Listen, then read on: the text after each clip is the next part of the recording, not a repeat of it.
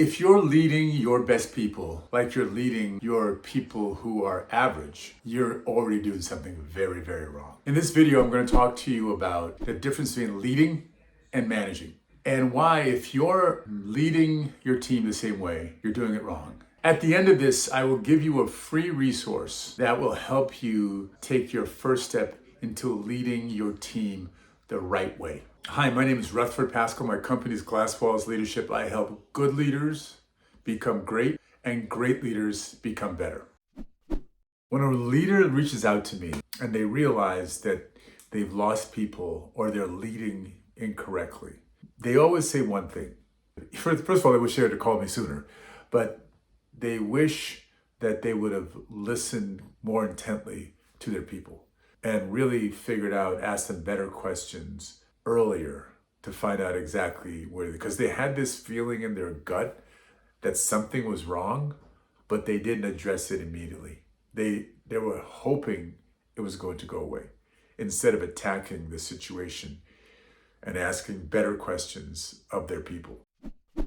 Why do most leaders take their talented employees and they try to make them the exact same way that they were when they were in their position? They try to make mini-me's out of their employees. And if they don't, they try to meet with them more, be more strict with how they do things, when they do things, check-ins, way more check-ins. And it doesn't work. It doesn't work because you don't want somebody like you. You want to lead people with somebody better than you. You want to lead 10 different personalities. That's what grows the team. That's what makes the team better. You don't want 10 people that are like you. That's going to be a recipe for disaster. Those people are going to lose. And those people are not only going to lose, they're going to leave because they want to be themselves. And your job as a leader is to help them be the best version of themselves, not be any part of what you were as successful. One of the things I tell leaders all the time is there's 5 ways to win. Because we're so comfortable with our way of winning, we try to impose that on our people instead of finding out what way makes them comfortable, what way makes them successful, and then amplifying that way for them, helping them find these unique differences and make those differences successful for them. That's what great leaders do.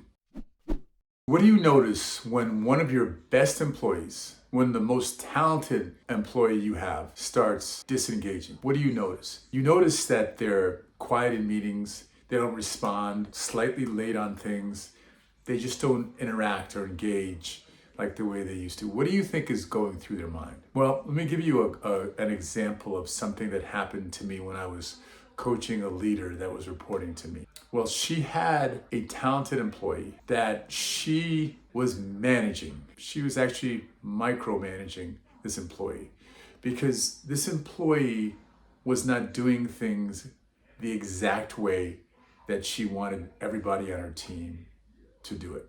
Now, what you have to understand is she was getting better results, but she was doing it in a different manner. And the leader was miffed because it wasn't the way that the company wanted her to do it. And there was a fight between them. There was a disagreement and it was getting heated, and obviously the employee disengaged. So I talked to this leader about what she was doing and why she was doing it. And I asked her about the goal. What's the overall goal? And the overall goal was to sell more products to this company and help patients, because we were in the pharmaceutical business. And I said, is this person doing that? Is this person selling more? The answer is yeah. Was this person doing it in a way that was ethical? The answer was absolutely. So I asked her what the problem was. And she realized that she was so micromanaging the process for her team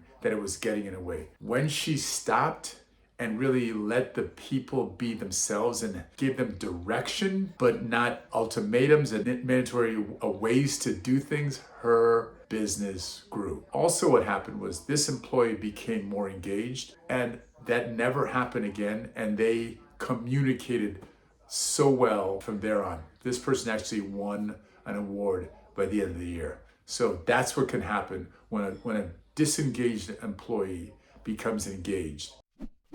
If you're watching this and you say, this is me, I'm going through these same things right now. Want to figure out, okay, what information can I do today? There's a free resource that I'm going to attach to this. It's going to be a link below, and I'll give you leadership tips that will help you lead better immediately. Click the link below and get that free resource. Have a great day.